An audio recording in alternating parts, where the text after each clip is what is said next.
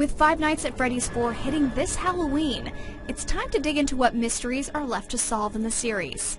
These questions left unanswered in the previous Five Nights at Freddy's games may even provide clues as to what to expect in the upcoming final chapter. Let's take a peek. Spoilers ahead. The main vehicle through which most of the Five Nights at Freddy's story is told throughout all three games is the phone guy. Hey, glad you came back for another night. I promise it'll be a lot more interesting this time. In Five Nights at Freddy's 1, the assumed sequel to Five Nights at Freddy's 2, Phone Guy is attacked and is thought to have been killed by animatronics. But this is never confirmed. It's implied his body might have been stuffed in a suit similar to how our protagonists are killed in the game. No doubt his end is a gruesome tale, but how great would it be to finally have closure and know what really happened? Could it be he is still alive? Then there are two particular Freddy Fazbear's mysteries that are begging to be cracked wide open. The missing children incident and the bite of 87. In the missing children incident, we know 5 children were kidnapped and murdered by a man wearing one of the animatronic suits. This man is later revealed to us as Purple Guy, but his appearance only exists inside Five Nights at Freddy's 3's minigames. This case was closed, sort of. But how wonderful would it be to see his physical form brought to justice in the final chapter? Find out who he is and why he committed such a heinous crime. The second incident, the bite of 87, is only mentioned in passing in the first game.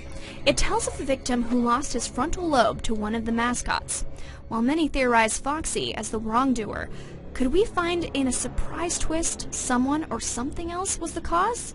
After all, it would take precision for a victim to survive the removal of his or her frontal lobe. Perhaps Purple Guy had something to do with it.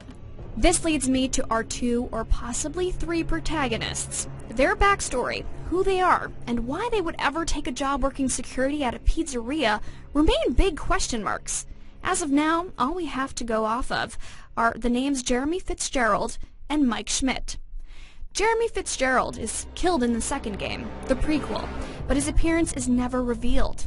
Mike is also killed, however, his appearance is partially revealed in the game over screen at the end of Five Nights at Freddy's, his body stuffed inside a decrepit suit. In Five Nights at Freddy's 3, our protagonist is never even given a name. Could any one of our main guys be the perfect tie-up to our mystery series?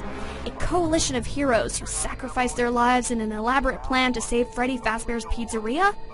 Or were they the masterminds behind it all?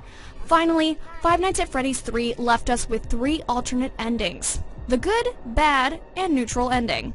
The good ending is played over a minigame in which the ghosts of the missing children bring Purple Guy to his virtual demise. We're then shown an image of 4 lifeless animatronic heads.